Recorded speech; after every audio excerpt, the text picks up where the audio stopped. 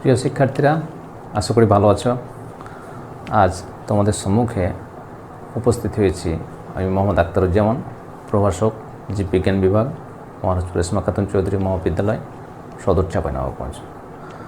আজ আমি তোমাদের সাথে আলোচনা করব প্রাণী জগতের শ্রেণীবিন্যাসে কর্ডাটা পর্ব নিয়ে। কর্ডাটা পর্বটি বিজ্ঞানী ব্যাটসন 1885 খ্রিস্টাব্দে সর্বপ্রথম নামকরণ করেন। এই পর্বের প্রজাতির সংখ্যা ৬৮,৬২৬টি। অভিব্যক্তির ইতিহাসে অর্ডোভিশিয়ান পিরিয়ডে এদের জন্ম। এই পর্বটিকে আমরা বেশ কয়েকটি ভাগে ভাগ করে দেখব। ফাইলাম কর্ডাটা, ফাইলাম CHORDATA কর্ডাটা। এই কর্ডাটা পর্বকে তিনটি সাব ফাইলামে ভাগ করা হয়েছে। একটা হচ্ছে ইউরোকর্ডাটা, ORDATA। একটি হচ্ছে সেফালোকর্ডাটা, DATA। অপরটি হচ্ছে ভার্টিব্রাটা।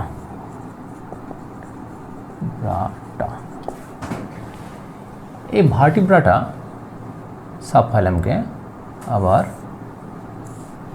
দুইটি সুপার ক্লাসে ভাগ করা হয়েছে। একটি হচ্ছে অ্যাগনাথা, অ্যাগনাথা। অপরটি হচ্ছে ন্যাথাস্টোমাটা, GNATHOSTOMATA। এই ন্যাথাস্টোমাটা সুপার ক্লাসকে আবার 7টি ক্লাসে ভাগ করা হয়েছে। ক্লাস অর্থাৎ শ্রেণীতে। একটি হচ্ছে কন্ড্রিকথিস, CHONDRICTHYS। 2 নম্বর হচ্ছে অ্যাক্টিনোপটেরিজি, অ্যাক্টিনোপটেরিজি। 3 নম্বর হচ্ছে সার্কোপটেরিজি, টেরিজি। 4 নম্বর হচ্ছে অ্যামফিবিয়া,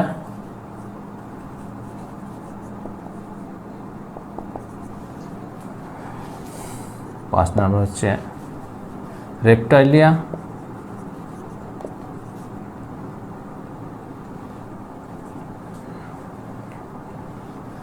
6 নম্বর হচ্ছে এভিস,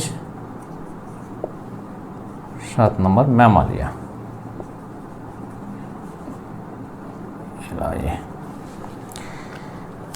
এই 7টি শ্রেণী নিয়ে আমরা আজকে বিস্তারিত আলোচনা করব। প্রথমে আসি যে কন্ড্রিকথিস। কন্ড্রিকথিস অর্থাৎ তরুণাস্থিযুক্ত মাছ। কন্ড্রিস অর্থাৎ তরুণাস্থি, ইকথিস অর্থাৎ মাছ, এই কথাটা থেকে এসছে। তরুণাস্থিময় অন্তঃকঙ্কালযুক্ত মাছদেরকে কন্ড্রিকথিস শ্রেণীর অন্তর্ভুক্ত করা হয়েছে। এরা সকলে সামুদ্রিক এবং শিকারী স্বভাবে। এদের বৈশিষ্ট্যগুলো দেখি আমরা। দেহ পৃষ্ঠীয় অঙ্কীয় বরাবর চ্যাপ্টা অথবা মাকু আকৃতির, অন্তঃকঙ্কাল তরুণাস্থিময়। এরা সামুদ্রিক মাংসাশী এবং একটোথার্মাল বা শীতল রক্ত বিশিষ্ট প্রাণী। দেহে অসংখ্য ক্ষুদ্র প্ল্যাকয়েড আঁশ রয়েছে। এই আঁশগুলো, প্ল্যাকয়েড আঁশটা হচ্ছে ক্ষুদ্র ক্ষুদ্র কাঁটাযুক্ত, সূক্ষ্ম কাঁটাযুক্ত অথবা নগ্ন থাকে। মুখ ছিদ্র অর্ধচন্দ্রাকার এবং অঙ্কে দেশে অবস্থিত। পাখনা হেটেরোসার্কাল। পাখনা অর্থাৎ পুচ্ছ পাখনা। আমরা একটি মাছ যদি দেখি,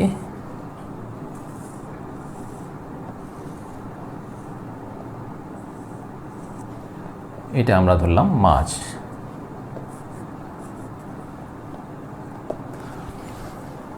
এই যে পাখনা আমরা দেখছি,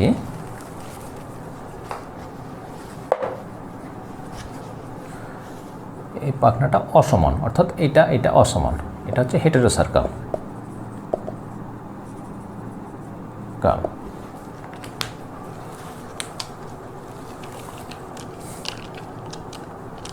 হেটেরোসার্কাল পাখনাযুক্ত শ্বসন অঙ্গ ফুলকা 5 থেকে 7 জোড়া ফুলকারন্ধ্র রয়েছে এদের। এছাড়া হৃৎপিণ্ড 2 প্রকোষ্ঠ বিশিষ্ট, অলিন্দ এবং নিলয়। উদাহরণ দেখি আমরা হাঙর মাছ, স্কলিওডন, তারপর টেট্রাওডন, টর্পেডো ইত্যাদি এই ধরনের উদাহরণ সামুদ্রিক মাছ। এরপরে আমরা আসবো অ্যাক্টিনোপটেরিজি। অ্যাক্টিনোপটেরিজি আমরা 2 নম্বরে দেখেছি। অ্যাক্টিনোপটেরিজি এই কথাটি এসছে অ্যাক্টিস অর্থাৎ রশ্মি আর টেরিক্স অর্থাৎ পাখনা, রশ্মিযুক্ত পাখনা থেকে অস্থিময় অন্তকঙ্কালযুক্ত মাছদের এ শ্রেণীভুক্ত করা হয়েছে। এরা রশ্মিময় পাখনা বিশিষ্ট মাছ নামেও অভিহিত। এরা 30,624টি প্রজাতির। জীবিত মাছের মধ্যে 96% মাছই এই অ্যাক্টিনোপটেরিজি শ্রেণীভুক্ত। এদের বৈশিষ্ট্য রয়েছে অনেকগুলো, তার মধ্যে দেখি আমরা অন্তকঙ্কাল অস্থিময়। এরা সামুদ্রিক ও মিঠা পানি উভয়তে বসবাস করে। এরা এক্টোথার্মিক বা শীতল রক্ত বিশিষ্ট প্রাণী। ত্বক গ্রন্থিময়, সাধারণত সাইক্লয়েড আঁশযুক্ত। সাইক্লয়েড হচ্ছে গোলাকার আঁশ, আবার টিনয়েড আঁশযুক্ত, যেটা কাঁটাযুক্ত। আর অনেক মাছে আঁশ থাকেই না, যেমন ক্যাটফিশ, যেমন ক্যাটফিশ মানে শিং মাছ, বোয়াল মাছ, মাগুর মাছ ইত্যাদি। মুখ ছিদ্র অগ্রপ্রান্তে অবস্থিত। এদের পুচ্ছ পাখনা হেটারোসার্কাল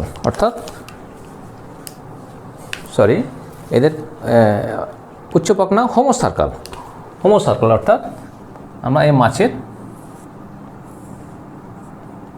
উচ্চ পাখনা যদি দেখি এই টাইপের উচ্চ পাখনা, অর্থাৎ হোমোসার্কাল সমান।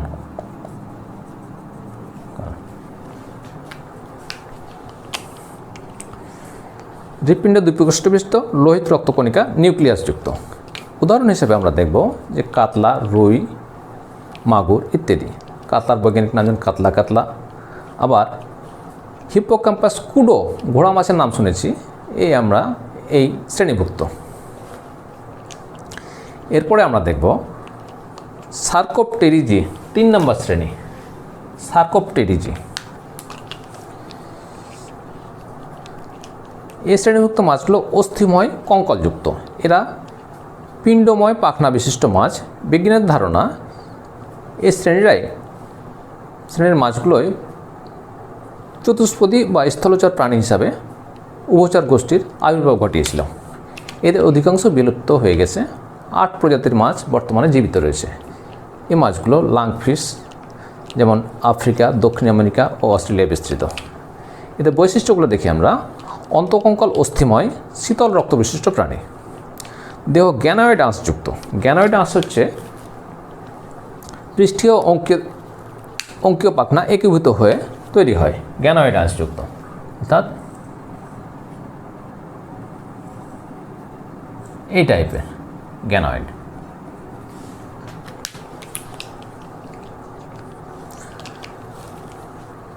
এরপরে আমরা দেখব যে অ্যামফিবিয়া।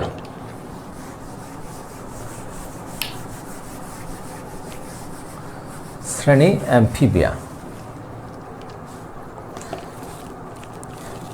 অ্যামফি অর্থাৎ উভয়, বায়োস অর্থাৎ জীবন, অর্থাৎ এই শ্রেণীর সদস্যরা প্রথম স্থলবাসী চতুষ্পদী বা টেট্রাপড জাতীয় মেরুদণ্ডের প্রাণী। এরা মূলত স্থলচর হলেও জননকালে এরা ডিম পারবার সময় পানিতে নেমে আসে এবং ডিমের পরিস্ফুটন পানিতে ঘটে। এই কারণে এই গোষ্ঠীর সদস্যরা উভচর নামে পরিচিত। এদের প্রায় সর্বত্রই পাওয়া যায়। এ শ্রেণীর জীবিত প্রজাতি 7,171টি। এদের আমরা বৈশিষ্ট্যগুলো দেখব। দেহত্বক নগ্ন, আঁচিলযুক্ত, ভেজা ও গ্রন্থিময়, শীতল রক্ত বিশিষ্ট প্রাণী এরা। লার্ভা দশায় ফুলকা এবং পূর্ণাঙ্গ দশায় ফুসফুস, ত্বক বা মুখ বিবরীয় মিউকাস ঝিল্লি দ্বারা শ্বসন কার্য সম্পন্ন করে। অগ্রপদে 4টি ও পশ্চাৎপদে 5টি নখযুক্ত আঙ্গুলি রয়েছে এদের।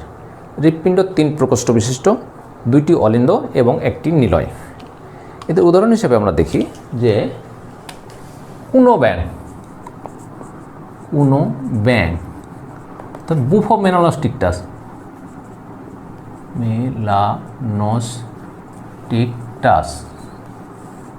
বা সোনা ব্যাঙ আছে, রানা টাইগ্রিনা, স্যালামেন্ডার ইত্যাদি এ শ্রেণীভুক্ত প্রাণী। এরপরে আমরা আসবো রেপটাইলিয়া শ্রেণীর। রেপটাইলিয়া কথাটি এসছে ল্যাটিন রেপি অর্থাৎ হামাগুড়ি দিয়ে চলা। বহু প্রাচীন যুগে রেপটাইলিয়ানদের আবির্ভাব ঘটলেও মেসোজোয়িক ইরাতে সরীসৃপদের সুবর্ণ যুগ বলে অভিহিত করা হয়। এ শ্রেণীর সদস্যরা মেরুদণ্ডীদের মধ্যে প্রথম পূর্ণ বিকশিত স্থলচর প্রাণী।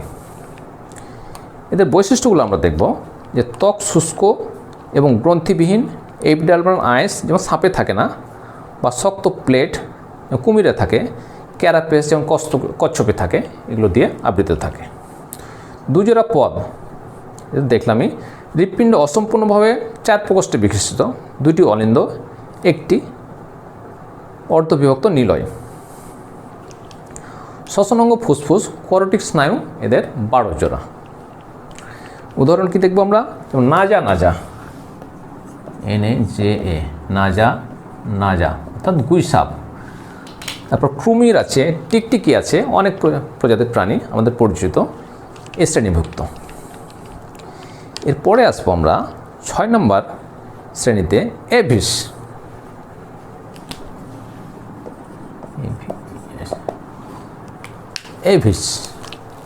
এভিস কথাটির অর্থ হচ্ছে পাখি। এটি ল্যাটিন শব্দ। এ শ্রেণীভুক্ত প্রাণীরা পাখি নামে পরিচিত।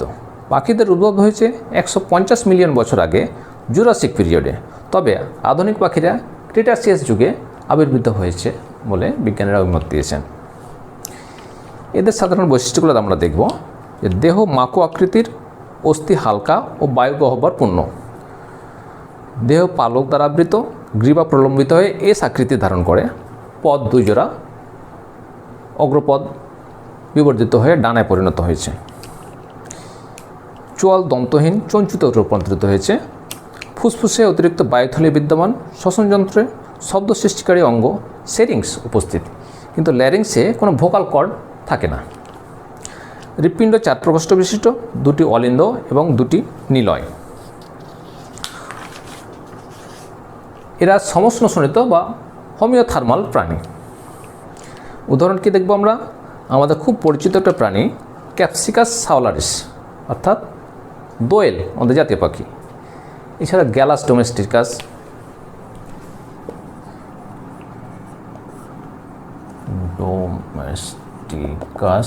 মুরগি, ময়ূর, কবুতর, বিভিন্ন ধরনের পাখি এ শ্রেণীভুক্ত। এরপরে আমরা আসব সবচেয়ে গুরুত্বপূর্ণ শ্রেণী ম্যামালিয়া। ল্যাটিন ম্যামা অর্থাৎ স্তন।